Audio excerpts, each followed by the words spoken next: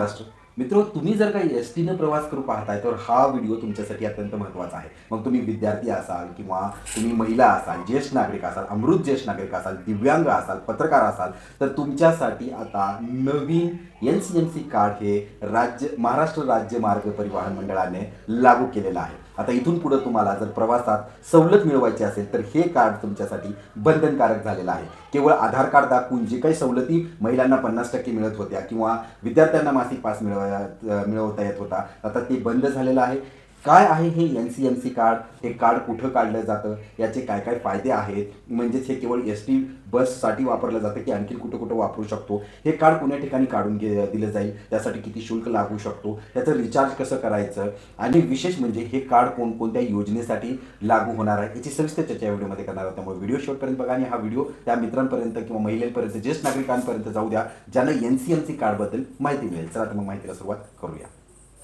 मित्र हो, महाराष्ट्र राज्य मार्ग परिवहन मंडळाने प्रवासाच्या सोयीसाठी किंवा प्रवास आणखी सुखकर करण्यासाठी डिजिटल तंत्रज्ञानाची जोड करण्यात आलेली आहे. याच्या पार्श्वभूमीवरती आता एन-सी-एम-सी कार्ड राहणार आहे. या कार्डामुळं तुमचा प्रवास तर सोयीचा होईलच, परंतु प्रवासात पारदर्शकता येणार आहे. आता नेमकं एन-सी-एम-सी कार्ड काय आहे ते पाहूया. एन-सी-एम-सी म्हणजेच काय, नॅशनल कॉमन मोबिलिटी कार्ड, म्हणजे राष्ट्रीय पातळीवरती हे कार्ड असणार आहे. केवळ महाराष्ट्र राज्यापुरतं सीमित नसणार आहे. आता या कार्डमध्ये एक कार्ड असणार आहे ए-टी-एम कार्डसारखं, आणि हे कार्ड तुम्हाला वापरूनच प्रवास करावा लागणार आहे. आता हे कार्ड केवळ एस-टी पुरतं सीमित न राहता तुम्ही पूर्ण महाराष्ट्रभर या कार्डचा वापर मुंबई पुणेसारख्या बेस्ट सेवा ज्या आहेत, ब्रेन मुंबई बस सेवा ज्या आहेत त्यामध्ये तुम्ही हे कार्ड वापरू शकता. त्यासोबत मेट्रोजमध्येही तुम्ही हे कार्ड वापरू शकता. आणि बाकीच्याही राज्यातील बस सेवा जर तुम्हाला वापर करायचा असेल तर त्यासाठी ही एकमेव कार्ड आहे जे नॅशनल लेवलवरती वापरलं जाणार आहे. मग अशा या बहुउपयोगी कार्डला नेमकं नोंदणी कोणता घटक करू शकतो? तर यासाठी तुम्ही विद्यार्थी असाल तर तुम्ही नोंदणी करू शकता. त्यासोबतच तुम्ही दिव्यांग असाल तर तुम्हाला तुमचं UDID कार्ड जोडायचं आहे आणि त्याच्यासोबतच याचा फायदाही जोडला जाणार आहे. जर तुम्ही ज्येष्ठ नागरिक किंवा अमृत ज्येष्ठ नागरिक असाल तर तुम्हाला हे कार्ड मिळू शकतं. तुम्ही महिला आहात तर तुम्हालाही हे कार्ड मिळणार आहे. त्यासोबतच पत्रकार आहेत तर पत्रकार बांधवांनाही कार्ड मिळणार आहे. आणि आणि ज्यांना राज्यस्तरीय पुरस्कार मिळालेला आहे अशाही व्यक्तींना या कार्डामधून लाभ मिळणार आहे. आणि ज्यांना कुठलाच लाभ नाही आहे त्यांनाही हे कार्ड काढता येणार आहे.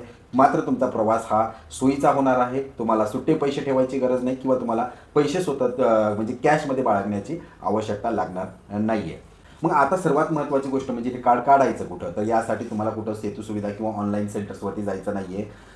याची व्यापकता पाहून हे कार्ड 1 एप्रिल 2026च्या नंतर लागू होणार आहे. तर त्याच्यापूर्वीच जवळपास 3000हून अधिक बस स्थानकावरती एजंट्स नेमवले जाणार आहेत आणि त्यांच्यामार्फत तुम्हाला हे कार्ड काढण्यात येणार आहे. त्यासाठी तुम्हाला तुमच्या जिल्ह्याच्या ठिकाणी किंवा तालुक्याच्या ठिकाणी जे काही बस स्थानक आहेत त्याच ठिकाणी तुम्हाला तुमचं कार्ड मिळून जाईल. याने होणार काय, जे ग्रामीण भागातील प्रवासी आहेत त्यांना शहरात येऊन हे कार्ड काढायची आवश्यकता राहणार नाही आहे. तर तुम्हाला अधिकृत जे बसस्टँड आहे त्या बसस्टँडच्या ठिकाणी, बसस्थानकाच्या ठिकाणीच हे कार्ड तुम्हाला नोंदणीकृत मिळेल. आता पाहूया महत्त्वाचं यासाठी लागणारा शुल्क किती आहे. जर तुम्ही प्रथमतः काढत असाल तर तुम्हाला 199 म्हणजे ₹200 GST सह हा शुल्क आकारण्यात येणार आहे.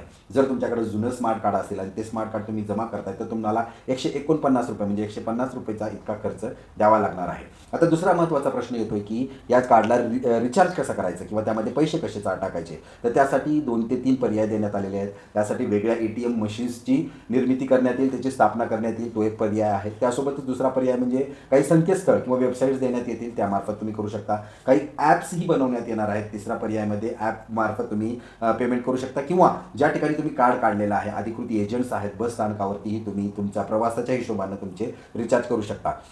आता यासाठी रिचार्ज किती रुपयाचा केला पाहिजे? तर सर्वात प्रथम म्हणजे तुम्हाला मिनिमम ₹100 रिचार्ज करणं गरजेचं आहे. कमीत कमी तुमच्याकडे ₹100 बॅलन्स असणं आवश्यक आहे.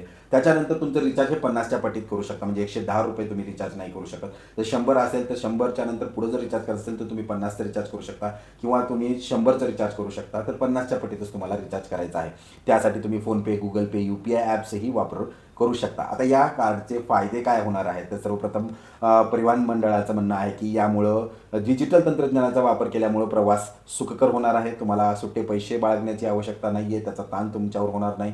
कुठेतरी पारदर्शकता व्यवहारामध्ये येणार आहे, प्रवासामध्ये पारदर्शकता येणार आहे आणि त्याच्यासोबतच त्याचे जे काही फायदे आहेत, डिजिटल तंत्रज्ञानाचा जो फायदा आहे तो ग्रामीण भागापर्यंत जाईल आणि ग्रामीण भागातल्या लोकांना कुठंतरी डिजिटल तंत्रज्ञानाशी जोडण्यात येणार आहे. आता याच्यासाठी काही हेल्पलाईन नंबर्सही देण्यात आलेले आहेत, त्यावरती तुम्ही करू शकता. त्यामुळं विनंती आहे, सर्व ज्येष्ठ नागरिक, महिला, विद्यार्थी, पत्रकार किंवा दिव्यांग बांधव असतील तर येणाऱ्या काळात जसंही या नोंदणी सुरू होतील मी ते तुमच्यापर्यंत पोहोचवणार आहे व्हिडिओच्या माध्यमातून. त्यासाठी विनंती आहे, चॅनल सबस्क्राईब करून ठेवा आणि अशाच नवनवीन सरकारी योजनेच्या अपडेटसाठी चॅनलला सबस्क्राईब करा आणि फॉलो करायला विसरू नका. जय महाराष्ट्र.